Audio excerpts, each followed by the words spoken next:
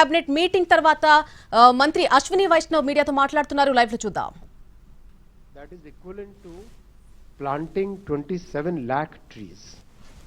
यानी 27 लाख ट्रीज अगर हम लगाते उससे जितना कार्बन डाइऑक्साइड सिक्वेस्टर होता कम होता एटमॉस्फेयर से एब्जॉर्ब होता उतना इस रेलवे लाइन के बनाने से कार्बन डाइऑक्साइड ट्रांसपोर्टेशन सेक्टर से कम होगा.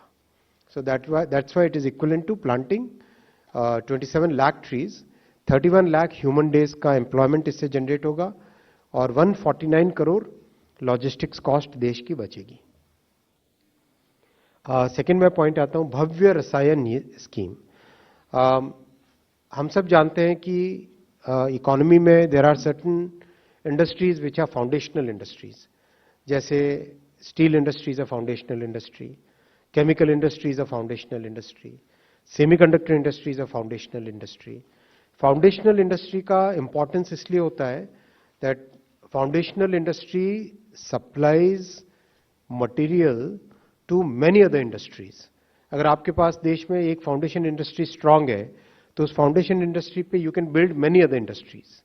Chemical is one of those industries जिसमें if you have that industry in your country then you can have multiple other industries which are based upon chemical industry. So that's why माननीय प्रधानमंत्री जी ने इस industry पे बहुत ध्यान देके भव्य रसायन स्कीम बनाई है. भव्य रसायन स्कीम का बेसिक थीम है plug and play chemical parks.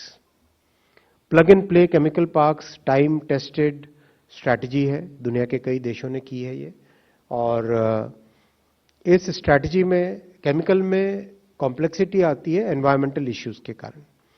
Environmental concerns बहुत इंपॉर्टेंट है केमिकल इंडस्ट्री में, सेफ्टी कंसर्न्स बहुत इंपॉर्टेंट है केमिकल इंडस्ट्री में. इन दोनों का ध्यान रखने के लिए जो केमिकल इंडस्ट्री के लिए जो स्पेशल रिक्वायरमेंट्स है, for example common effluent treatment plants, for example special effluent treatment plants, for example how the gaseous emissions will be treated, right. इन सब का ध्यान रखना बहुत जरूरी होता है. Not just the liquid emissions but also the other gaseous emissions which are emitted in the chemical industry. Then safety becomes very important because workers की सेफ्टी और इसके अलावा जो भी आसपास लोग रहते हैं, जो भी काम उस एरिया से जुड़े हैं, उन सब की सेफ्टी. तो इन सब को ध्यान में रखते हुए 3 डेडिकेटेड केमिकल पार्क्स बनाए जाएंगे.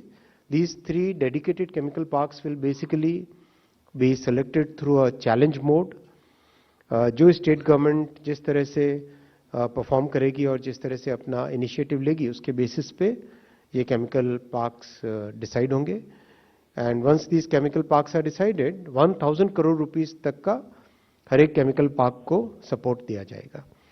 And support will basically be in the form of common infrastructure, which I said like common effluent treatment plant, special effluent treatment plants, then very different quality of safety related infra, let's say healthcare में, let's say fire safety से related, इन सब का burn safety से related, इन सब चीज़ों के लिए बहुत स्पेशल इसमें ध्यान दिया जाएगा. ये बहुत इंपॉर्टेंट है देश के लिए.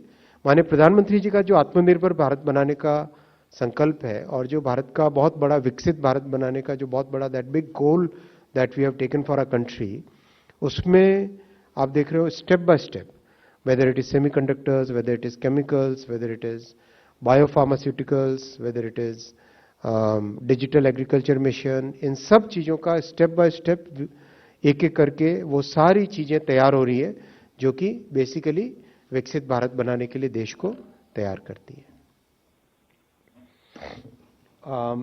5 years रहेंगे. टोटल फाइनेंशियल आउटलेट 3000 करोड़ का है. 3 डेडिकेटेड केमिकल पार्क्स बनेंगे. चैलेंज बेस्ड कॉम्पिटिटिव सिलेक्शन होगा. मिनिमम एरिया का भी इसमें डिफाइन किया है because common effluent treatment plant और कॉमन फैसिलिटीज बनानी है तो वो कॉमन फैसिलिटीज एक अच्छे सिग्निफिकेंट एरिया में बनना इजी रहता है. 8 स्क्वायर किलोमीटर्स का मिनिमम एरिया इसमें डिफाइन किया गया है. बहुत बेनिफिट्स होंगे और शेयर्ड इंफ्रास्ट्रक्चर होने से ऑपरेशनल कॉम्पिटिटिवनेस, ऑपरेशनल कॉस्ट के बेसिस पे कॉम्पिटिटिवनेस जो आती है, that's about 20 to 30%. This extremely significant, क्योंकि हम जब भी किसी भी इंडस्ट्री की बात करते हैं, पीपल टॉक ऑफ डिसेबिलिटी.